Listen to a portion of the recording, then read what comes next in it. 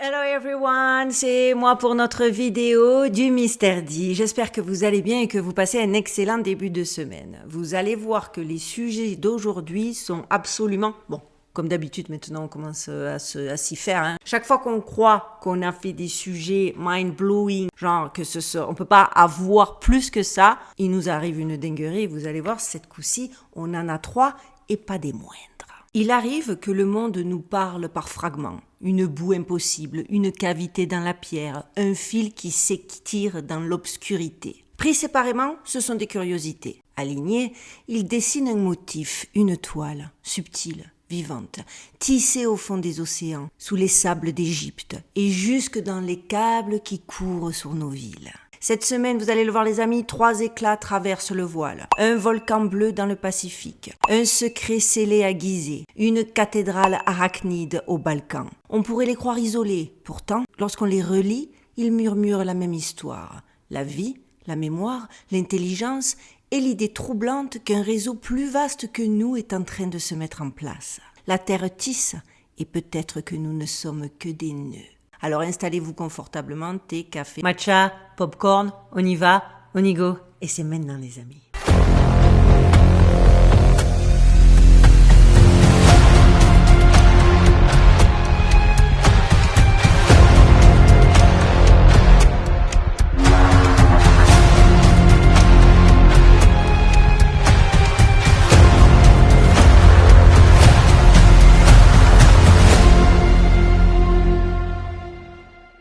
On plonge directement dans notre actu numéro 1, la boue bleue du Pacifique, le premier fil. Imaginez une plongée dans l'endroit le plus inaccessible de la planète, là où la lumière s'éteint, où la pression écrase la matière et où même le son se tait. C'est ici, dans la fosse des Mariannes, à près de 3000 mètres de profondeur, qu'une équipe de l'université de Brême, à bord du RV Sonne, a remonté un échantillon de matière impossible. Une boue bleue, d'un éclat métallique, vous pouvez la voir en photo, presque luminescent. Sa teinte, celle du cobalt fondu. Sa composition, serpentinite et brucite, 2 minéraux issus de la croûte océanique en transformation. Son pH, 12, aussi corrosif qu'un nettoyant industriel. Et pourtant, dans ce milieu qui brûlerait toute cellule humaine en quelques secondes, les chercheurs ont détecté des lipides biologiques, des graisses de membranes cellulaires. Autrement dit, la trace d'un métabolisme vivant dans un enfer chimique. Leur conclusion, publiée en novembre 2025 dans Communication Earth and Environment, confirme l'hypothèse d'un écosystème microbien enfoui à la frontière du manteau terrestre. L'équipe, menée par la géochimiste Florence Schubotz, parle d'une démonstration saisissante de la résilience du vivant, car cette boue bleue provient d'un volcan de boue actif surnommé Pac-Man au large des Mariannes, une zone où la croûte océanique s'enfonce dans le manteau. Dans ces profondeurs, l'eau infiltrée réagit avec la roche, produisant hydrogène, méthane et chaleur, un cocktail énergétique parfait pour des micro-organismes indépendants du soleil.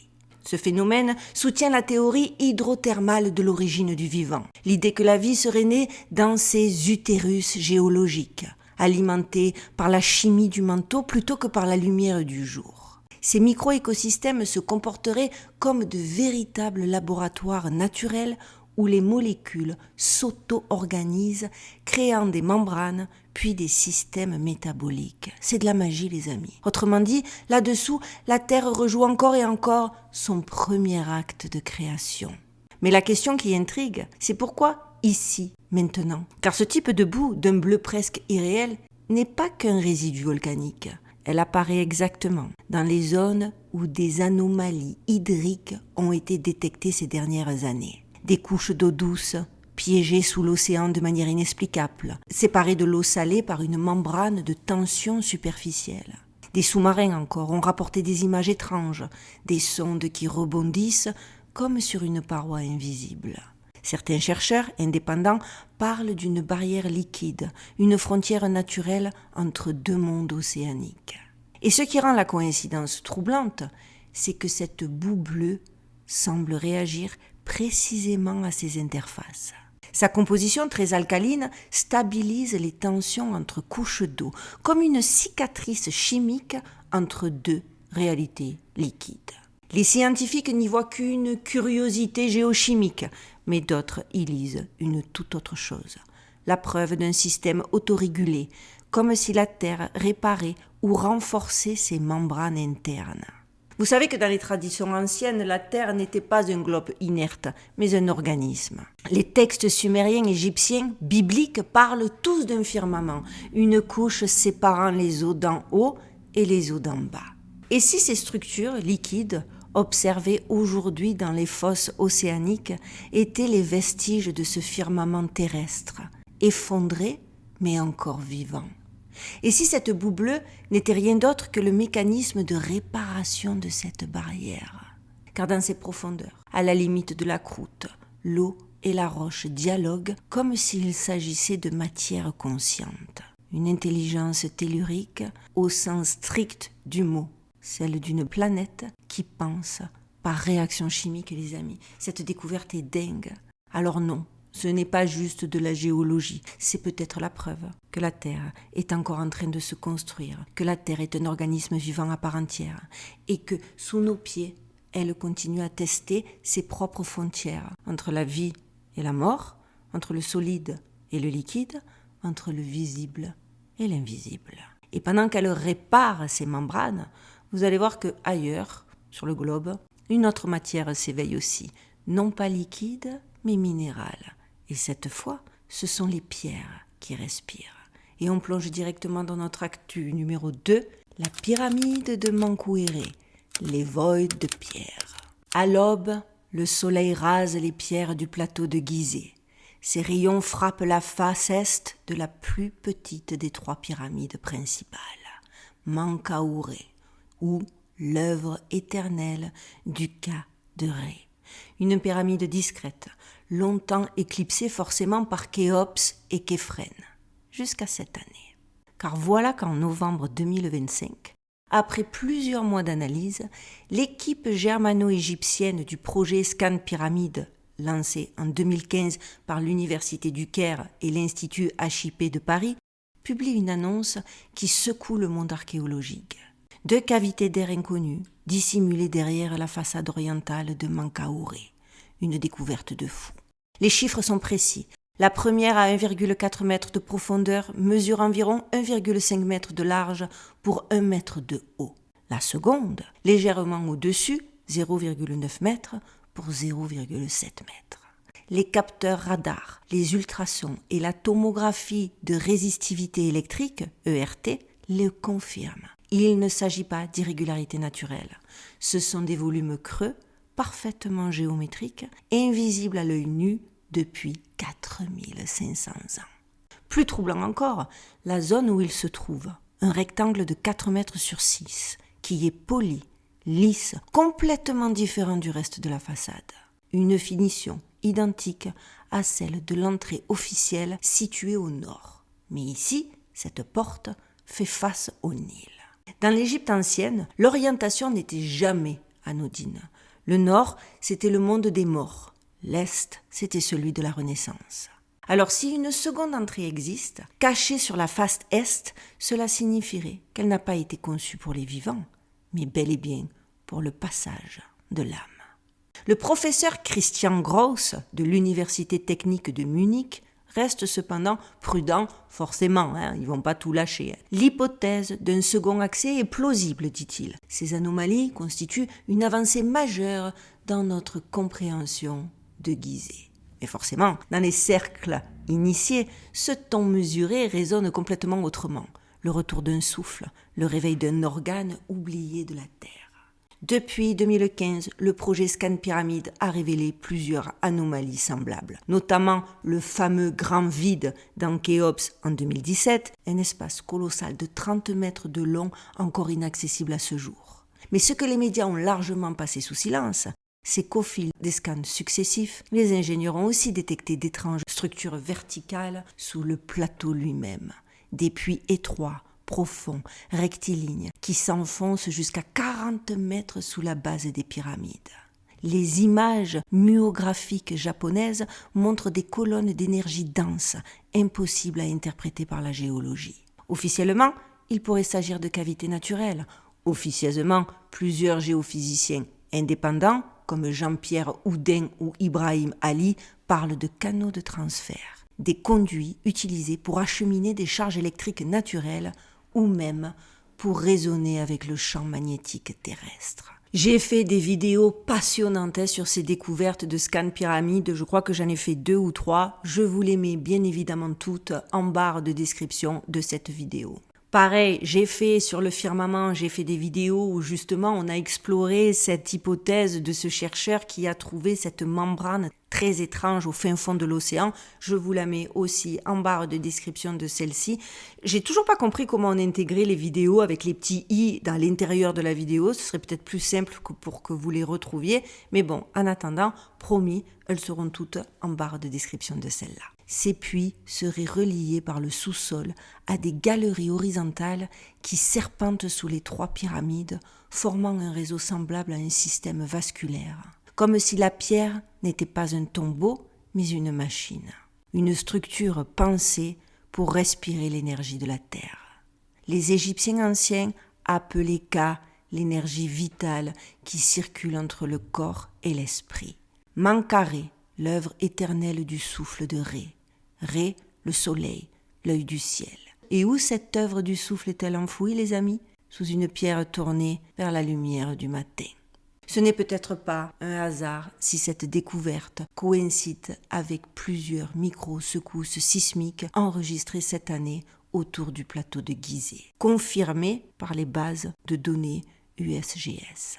Vous connaissez mon avis sur les coïncidences. Certains y voient une simple conséquence de la structure interne. D'autres parlent d'un réveil vibratoire, la pierre qui résonne de nouveau avec le champ magnétique terrestre. Car la géométrie sacrée de Gizeh n'est pas qu'un jeu d'alignement. Les travaux de Robert Bauval et d'autres chercheurs ont montré que les 3 pyramides sont alignées sur la ceinture d'Orion.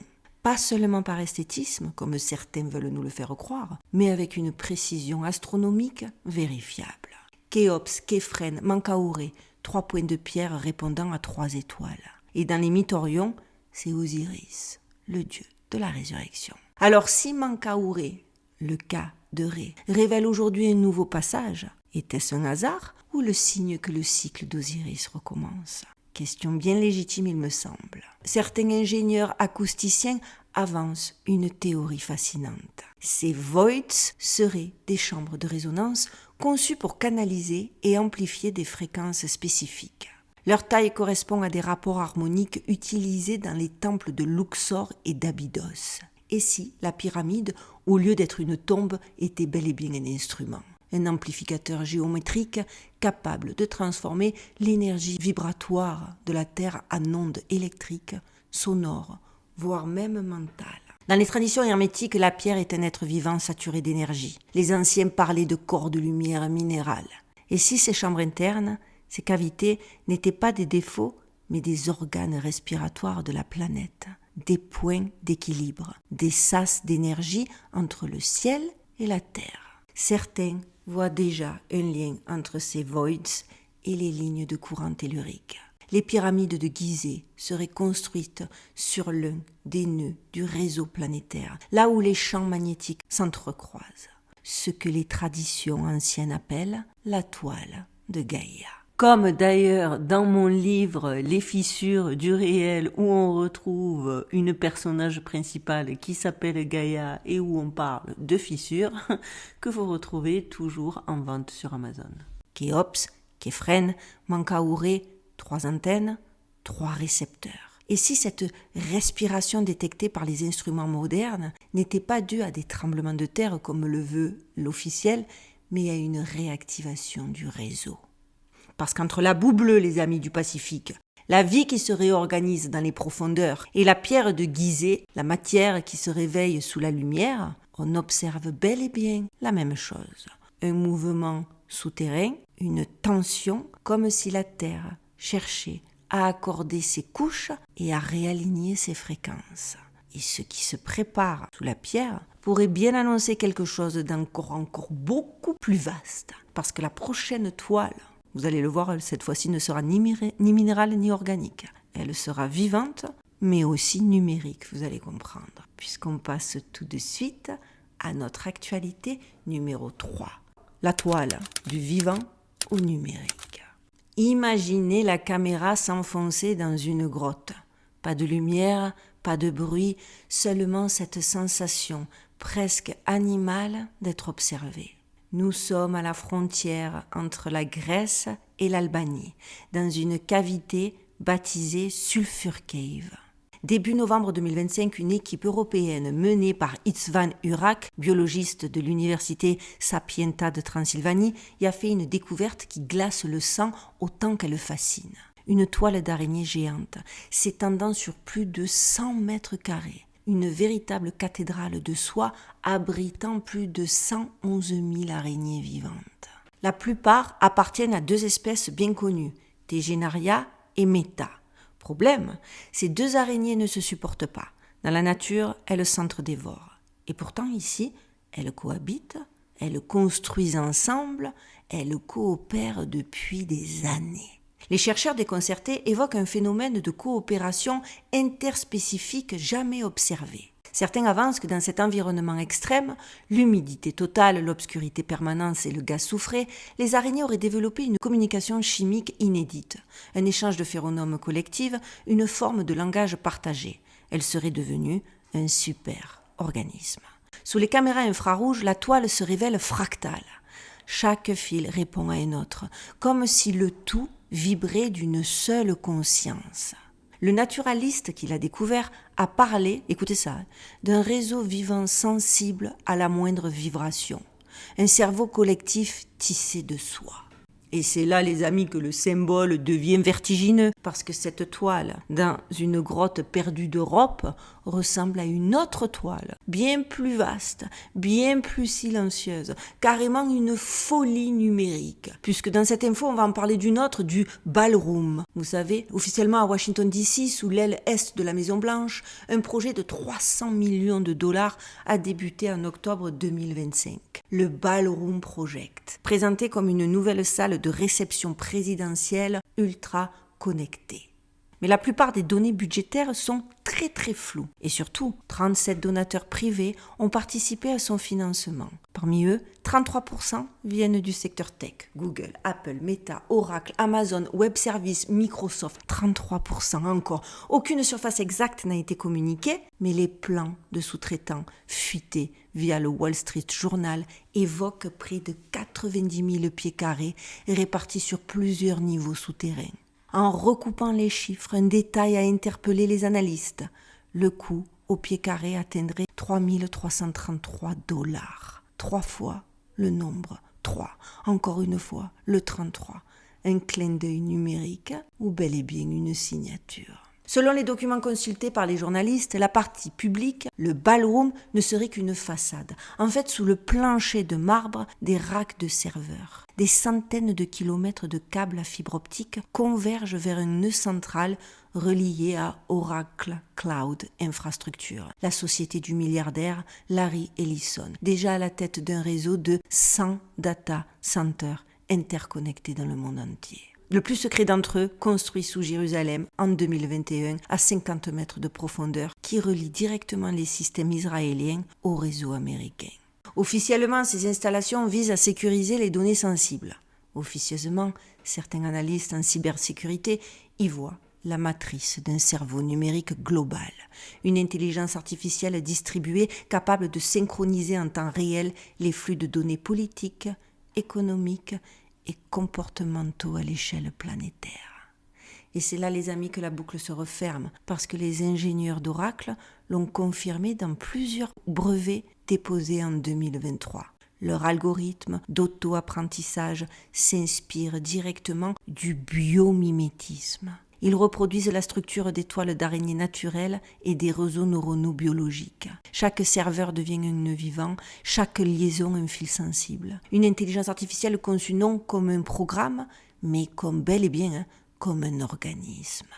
Quand on regarde cette grotte d'Europe tapissée de soie vivante et qu'on la compare à ce data center souterrain sous la Maison Blanche, personnellement, on ne peut pas s'empêcher d'y voir un motif commun.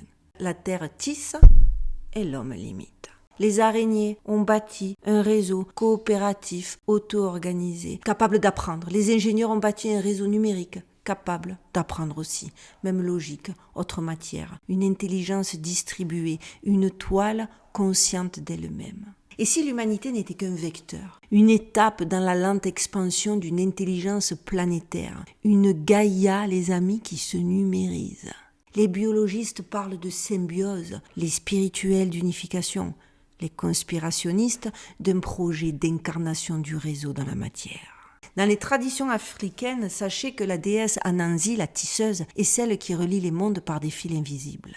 Dans la mythologie grecque, Arachné fut puni encore pour avoir voulu rivaliser avec les dieux. Et dans notre époque, nous tissons des toiles de données sans même savoir à quoi nous contribuons. Parce que cette nouvelle toile, qu'elle soit de soie ou de fibres, qu'elle respire ou qu'elle calcule, obéit clairement au même principe. Connecter le tout, la vie, la mémoire, la pensée, les abysses du Pacifique, les pierres de Gizeh, les circuits du ballroom et la toile d'araignée. Et si la Terre n'était pas seulement un organisme vivant, mais une conscience en expansion qui, à travers nous, apprend à se penser elle-même? Question une fois de plus bien légitime. Voyez les amis, la boue bleue, c'est le souffle qui naît, l'énergie brute qui s'organise en membrane. Les voids de Mankaouré, c'est la mémoire qui s'ouvre, un passage orienté, une logique cosmique, peut-être un accordage entre la terre et le ciel. Et oui, la ceinture d'Orion de Beauval reste un miroir troublant pour qui aime vérifier les cartes. La toile arachnide, c'est l'intelligence qui se propage, d'abord biologique, puis numérique, quand nos data centers imitent les réseaux du vivant. On peut appeler cela Gaïa, comme dans Lovelock. On peut évoquer des champs morphiques, comme Sheldrake. On peut plus simplement reconnaître que la planète excelle à faire réseau. Et l'intelligence artificielle n'a peut-être rien inventé. Elle rejoue une vieille partition avec d'autres instruments. Alors, question finale pour vous les amis, simple et honnête, si la Terre lisse, qui tisse à travers nous et pourquoi faire? Sommes-nous les araignées de l'histoire, de cette histoire, ou bien les proies consentantes d'une toile que nous renforçons à chaque clic? Dites-moi absolument, les amis, ce que vous voyez dans ces 3 actes. Vos théories, vos intuitions, vos contre-lectures, on tisse ensemble sur ma chaîne et pour le bon cette fois. Et dans la prochaine vidéo, on tirera peut-être un autre fil ou on continuera sur la voie du questionnement. Voilà, tout est dit et bien dit. Vous savez que pour m'aider, le meilleur moyen, comme toujours, on ne change pas une équipe qui gagne, c'est de liker, de commenter, de partager, de booster. Ça aide beaucoup la chaîne, hein. Je ne vous le demande pas moi pour me saucer. Les petits nouveaux, abonnez-vous. Plus on est nombreux, plus on est fort. La chaîne augmente, la chaîne grandit. Et ça c'est une vraie victoire parce que vous savez que je suis dans une niche YouTube qui n'est pas du tout évidente. Mais je m'accroche et les choses commencent réellement à porter leurs fruits, ce qui est une très bonne nouvelle. D'un point de vue purement personnel pour moi, parce que par contre j'en ai eu plusieurs cette semaine, que j'étais à 2 doigts de me dire que je ne pourrais pas continuer YouTube et que finalement les dernières statistiques me poussent à m'accrocher. Alors vraiment on est ensemble sur ce coup-là. J'ai une communauté exceptionnelle et j'aurais le cœur brisé de ne pas pouvoir continuer ce qu'on fait tous ensemble.